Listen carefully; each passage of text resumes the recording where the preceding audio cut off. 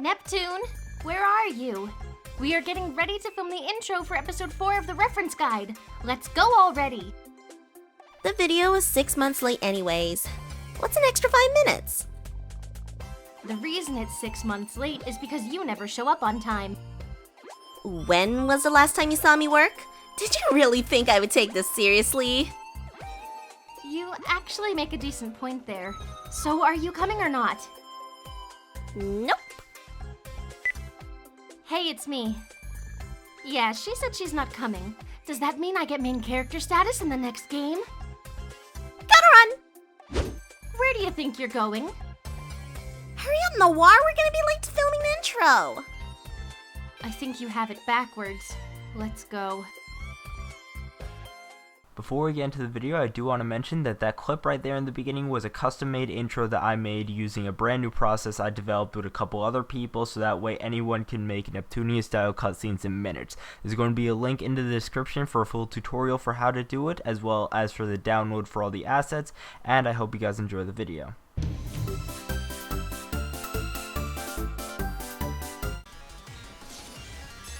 The enemy Plum Met is a reference to the pipes from the Super Mario games. Its name is also a very clever reference to Mario in that it says Plum Met, which kinda sounds like plumber, and at the same time, plummet means to fall, and a very common way to die in the Mario games is to plummet to your death. The enemy Pox Vader is a reference to the aliens from the game Space Invader. Gamma, do your best, gonna beat ya! The enemies R4 and R4I-SDHC are both references to the R4 family of game cartridges for the DS. The R4 was a piracy chip for the DS back in the day that let you pirate just about any game very easily. All you had to do is take a ROM from the computer and download it to a microSD card, slip that microSD card into the R4 and put that in the DS, and boom, you could play any game for free. The enemy turrets is a reference to the blocks from Tetris. I can fight too! The enemy Tokimeki sister is a reference to the visual novel dating sim Tokimeki Memorial. The character on the enemy is most likely Shiori Fujisaki, one of the main characters in the franchise. The text on the bottom of the enemy roughly translates to, a childhood friend's sister says, "I love you brother, tee-hee, let's do our best again today to build our relationship." This line is meant to be a reference to the relationship between the player character and Shiori Fujisaki in Tokimeki Memorial. The X-Dog is a reference to the Xbox One. In the last episode, I brought up an enemy called the Perfor, which was a reference to the PS4 and was kind of like a cat. In this case, we have the X-Dog, which is a reference to the Xbox One and is a dog. It's kind of also a reference, if you think about it, to the fan bases of both of them, because they fight like cats and dogs.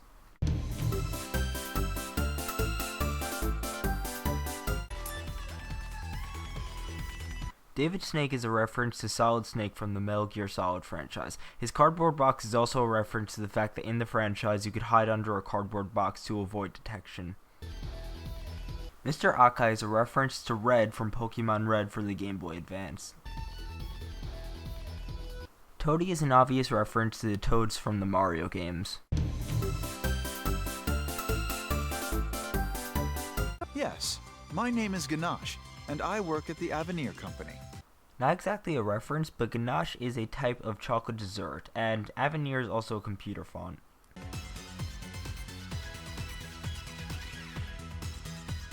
After Neptune gets poisoned, Vert says that she was surprised that the recipe for the antidote could be goggled. This is a reference to Google. When Neptune says it's dangerous to go alone, take Nep, it's a clever nod to the meme "It's dangerous to go alone, take this" from The Legend of Zelda for the NES. Lan Lan! What? What is that? Lan Lan is Lan Lan. Lan Lan is a reference to the Japanese meme Lan Buta. I would show what the meme is, but I don't even get it myself and I couldn't find much information about it, so sorry about that one.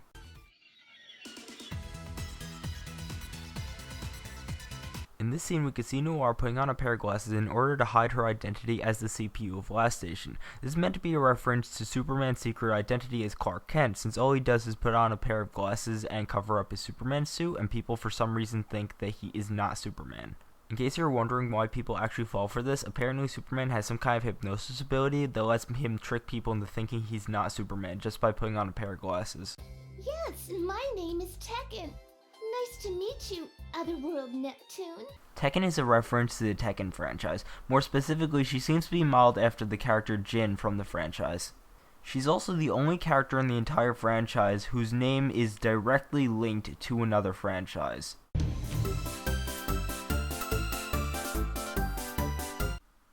Let's play a little game. I'm going to play the introductory scene to Mages. Spot as many references as you can. You will not find all of them. Also, I'm going to cut out anything that's unnecessary, since otherwise this clip will be 5 minutes long, no exaggeration. Anyways, 3, 2, 1, go. My, to see known faces here. Who are you? My name, you ask? Yes, of course. You can call me Mages. Mages. That's Mages, with a period. I don't think that makes verbal sense. Well, okay. Mages it is. You said something similar the last time, too. Huh? From the way it sounds, it looks like Neptune lost her memory. Exactly! Wow, how'd you know? With my expertise, I can extract the truth from mere words. Fortunately, though, I may not be of much help to you. What do you mean? To put it simple, I came from another dimension. As such, the Neptune that I know is not the Neptune in front of me. What do you mean? I'm starting to get confused. So, mages came from another world and not here, right? I see. As sharp as usual, IF. No, not that. I want to know where I can buy duck pee. Ew, that sounds... Ugh. Compa, do you know what it is? No one knows what duck pee is? The drink of the chosen? Duck tear popper? No. Hello? The organization has removed existence of duck pee here. I can't give up now. There must be traces of duck pee remaining. You continue the search there. I bid you luck. Lux teneve imag noitama sisum. I can't believe duck pee does not exist here as well. I don't know who you were speaking to, but can you answer our question next? Yes, I suppose. What would you like to know? Before I continue, many of these references contain massive spoilers to the show Steins Gate, so if you haven't seen that, I'll have timestamps on screen so that way you can skip ahead for anything that contains spoilers. In terms of appearance, Mages seems to be a mix between two of the main characters in the show Steins Gate, being Okabe Rintaro and Makise Kurisu. Contrary to what you might think, at first sight at least, Mage's name is not a reference to the Mage class in most RPGs, rather it's a reference to the parent company of 5PB. 5PB is a subsidiary of Mages, Mages being the parent company and 5PB being a video game developer. They created the Steins Gate visual novel for the PC, and then it became popular enough to be adapted into an anime. What's interesting is that in Rebirth 2, they introduced 5PB as a completely separate character, so because of the relationship between the company Mages and the company 5PB, CompileHard decided to make it canon that Mages in-game and 5PB in-game happen to be cousins. Let's move on to references with Mage's character design. Mages wears a white gear-inspired coat with a red tie and a black skirt underneath. She also has gear-like arm belt as well as a black mage hat with gear tracks on it. The only other notable feature here is that she has blue hair and blue eyes. Let's address the elephant in the room first. What's with all the gears all over her design? I mean, they're everywhere. There is gear tracks on the top of her hat, as well as a full picture of a gear on her hat itself. There's gear tracks all over her collar. There's a gear symbol right where the two sections of the coat meet. There's even gear tracks by the arm sleeves. It's everywhere. What's with the overwhelming design of gears? The gears are meant to be a reference to the intro of Steins Gate, which has an overwhelming amount of random abstract lines as well as gears. I believe that the gears in the intro of Steins Gate are meant to have two different meanings. I'm not going to do a full analysis of that because that's beyond the scope of this video, but I'm sure someone else is willing to do it. If not, maybe someone already has.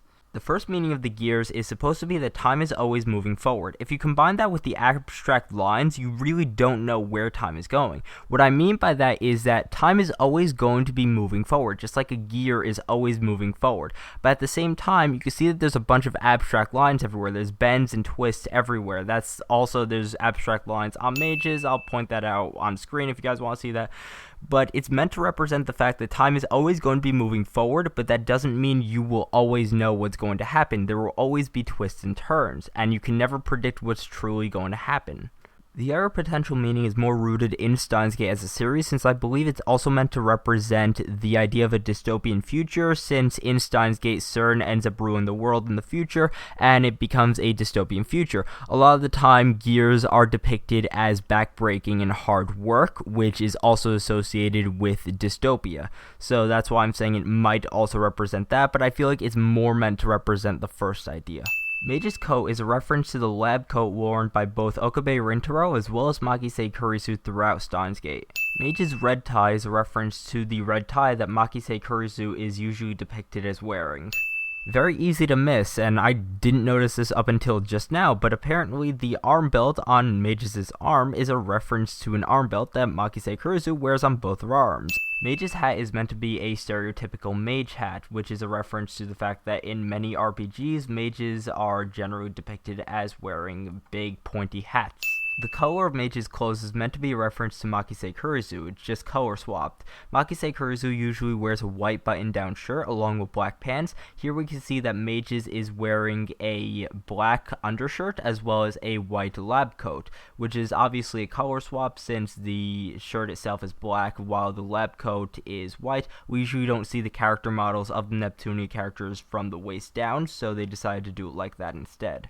Speaking of mages looking like Makise, you could actually get an alternate costume for her to make her look exactly like Makise from Steins Gate, and it even says as much in the description of the item, saying that it makes her look like Makise Kurisu from Steins Gate. One of the most interesting as well hidden references is the color of Mage's hair and her eyes, which is meant to be a reference to Mayushi. Mayushi is usually wearing some kind of a light bluish type clothing as well as a light blue hat. Here's where it gets interesting as well as pretty deep. Why is there a random reference to Mayushi when the rest of the overall character design is a reference to Okabe and Makise? There's a really good reason behind that. We know that Mage's is meant to be from a different dimension, which is a reference to the different timelines, but what's really interesting about it is how much she knows about this current timeline and the behavior of all the characters. It leads us to believe that there's a very strong likelihood that she's repeated this timeline over and over again, similar to Okabe. You said something similar the last time too. From the way it sounds, it looks like Neptune lost her memory. To put it simple, I came from another dimension. As such, the Neptune that I know is not the Neptune in front of me. I see. As sharp as usual, IF. If you guys remember from the show, the main reason why Okabe was going back in time over and over again was so that way he could save Mayushi, and that had a major effect on him as a character. After the train, I went over and over and over and over. So many times that it's all a blur now. But however hard I tried, Mayuri would always die. In the beginning of the show, Okabe comes across as a complete crazy person, to the point that not even his friends and family take him seriously since he just acts so out of line. This phone shuts off automatically in all hands but mine, thus preserving the integrity of my communications. Great, you're crazy. As he's forced to witness the death of his childhood friend over and over again, he ends up coming to the conclusion that nothing that he's able to do will be able to save her, and that has a huge effect on him as a character. The death of his friend ended up causing him to actually mature as a character versus before, which he came off as psychotic. So in the second half of the show, or really just the ending of the show, he actually comes across as, well, yes, a joking around person. He does know when the time and place is to joke around and when to be serious, versus earlier in the series where he took everything as a joke. Me? Humanity's savior? Nonsense! I have chosen the path of the mad scientist! I vie for chaos and destruction!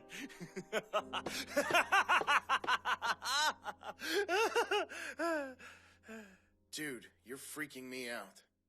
So what did you come here to do? Save me from the persistence of memory? Ironic, huh? Only way to keep you from blipping out of existence is to rely on the very thing that put you in jeopardy. I know it's... Feudal? I demand you return to the future. And when you get there, dismantle the time machine immediately. Its existence puts us all in jeopardy. Destroy it and write me off as lost. That's ridiculous. All of this will have been for nothing.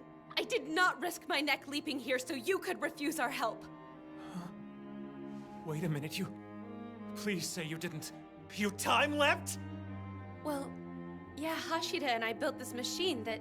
I figured out how to get all the components working and... Why would you do that? Trying to alter the past is what started this whole nightmare to begin with! I realize you can't resist putting your precious theories to the test, but goddammit! Time travel is an abomination!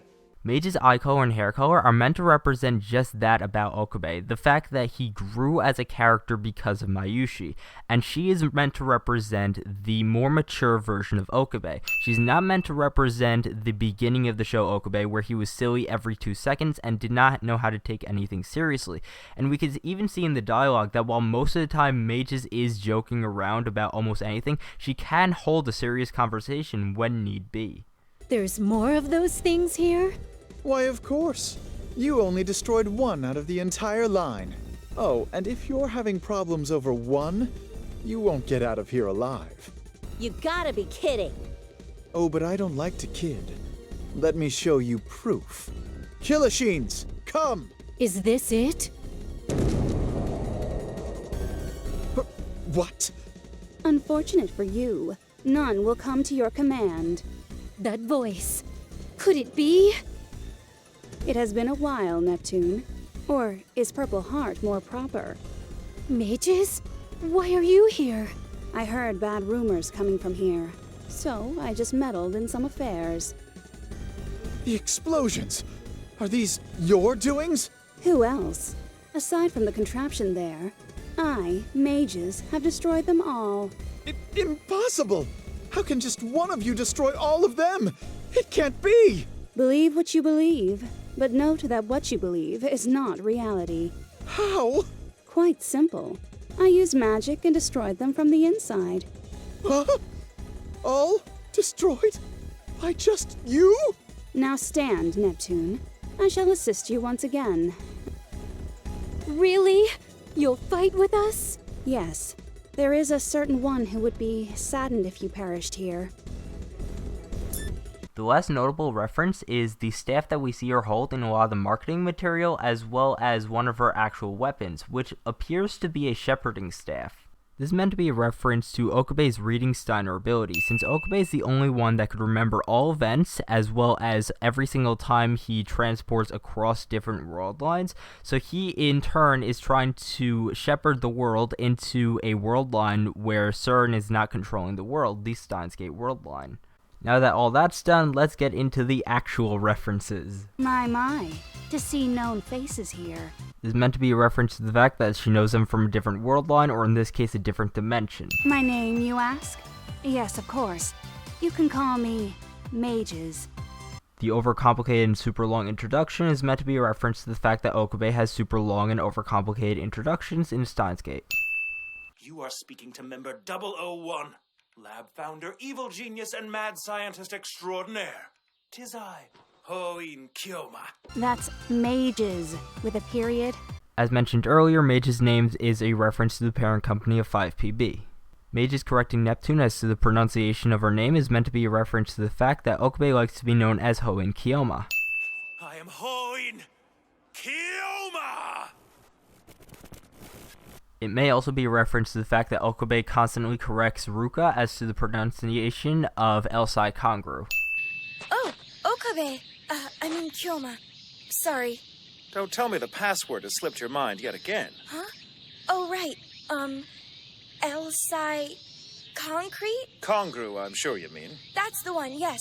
You said something similar the last time, too. This is meant to be a reference to episode 14 of Steins Gate, where Okabe was able to recite a quote that Makise Kurusu was going to say before she said it because he was from a different world line, at which she actually said the quote. Well, I won't argue that you aren't reckless. Fact of the matter is, we have no idea how dangerous leaping might be to you physically. For all we know, do it enough and you could possibly leap yourself right out of existence altogether. Human beings are time-haunted. That's what Heidegger thought, isn't it? Oh, you've read him? Funny, I was just thinking about that passage earlier today. You were about 2 seconds away from quoting it to me. This also reinforces the fact that Mages is meant to be a reference to Kiyoma from later in the show rather than earlier in the show, since clearly from here we can see that she has experience with time hopping, or in this case, dimension hopping. From the way it sounds, it looks like Neptune lost her memory. We learn from here that the previous dimension that Mages was in, Neptune did not have amnesia. This might mean that there is a chance that Mages met up with older Neptune. It's actually a lot more likely than you might expect, considering the fact that Rebirth 1 came out in 2014 and V2 came out in 2015 in Japan just a year later, meaning that they probably were in the planning stages for V2 while they were in the middle of making Rebirth 1, meaning that they probably had some idea that they were going to make older Neptune, so this line might be a reference to older Neptune. With my expertise, I can extract the truth from mere words. Mages is very clearly lying here, and it's meant to be a reference to the fact that Okabe does not really like explaining things unless he has to. Wait, cancelled? Just like that? Something up, dude? Yes. You see, I have it on good authority that Mr. Braun's in a vile mood today, and he's likely to take it out on us. Let me guess, you managed to piss him off again. I don't know. I guess. But what about Look, Mayuri? I plan to tell her about it. The point is, you guys need to get out of here ASAP, and no, this isn't my idea of a joke. I didn't play that off very well. They have to at least suspect I was being dishonest. Not that it matters either way, I suppose. So long as they clear out of the lab, they can think whatever the hell they like.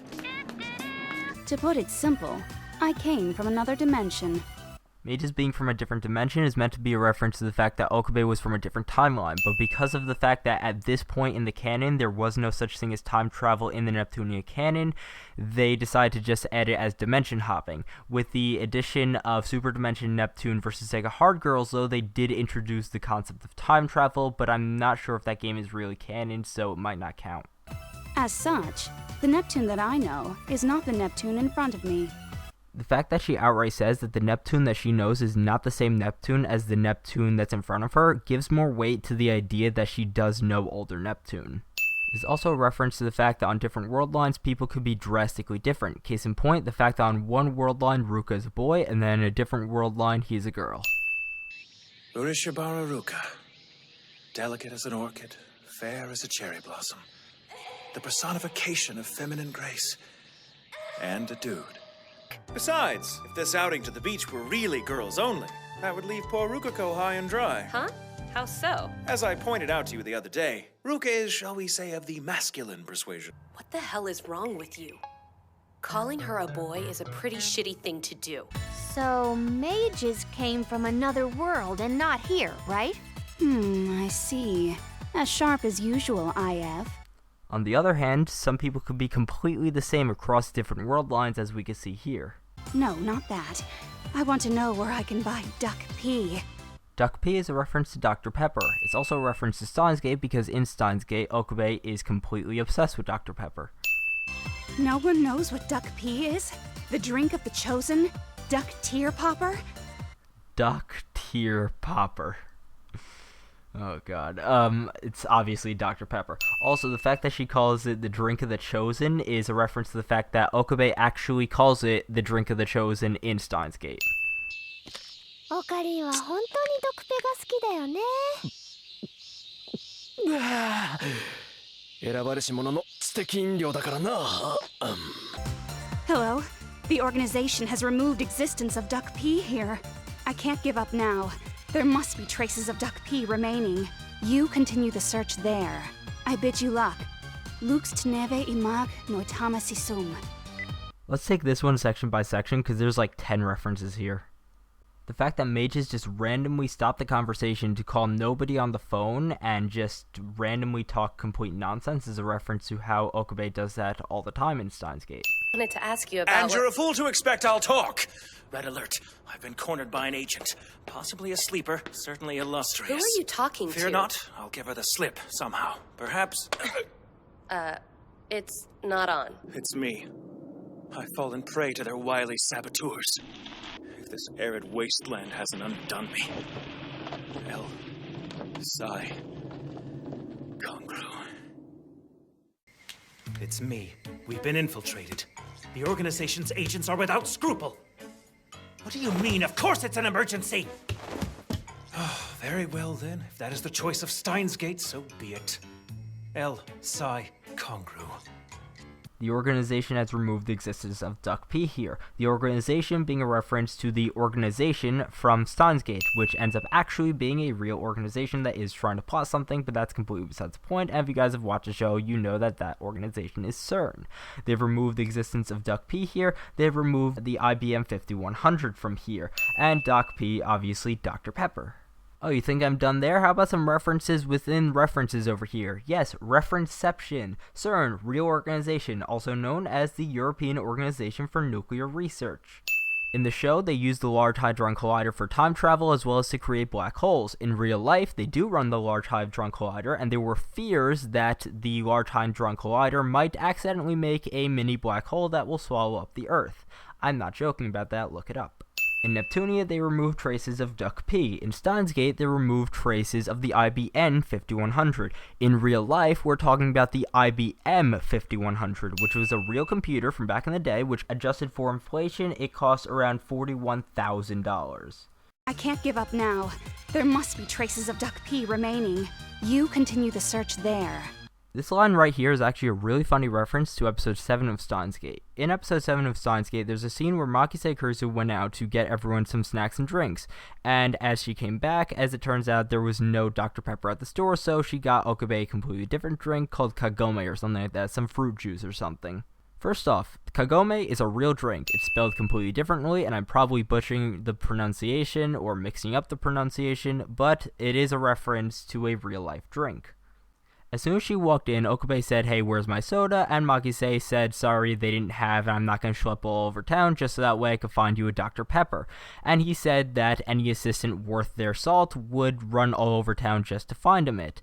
That in and of itself isn't the reference, or at least that's not the extent of the reference. The extent of the reference is the fact that not only is she on her way to try and find Dr. Pepper in a different dimension, but the fact that in the show, later in the episode, Okabe time hopped to a different timeline, and in that new timeline, Makise actually did go all over town just to find him a Dr. Pepper, meaning that it's arguable that this is the timeline that she's actually going out of her way so that way she could find him the Dr. Pepper.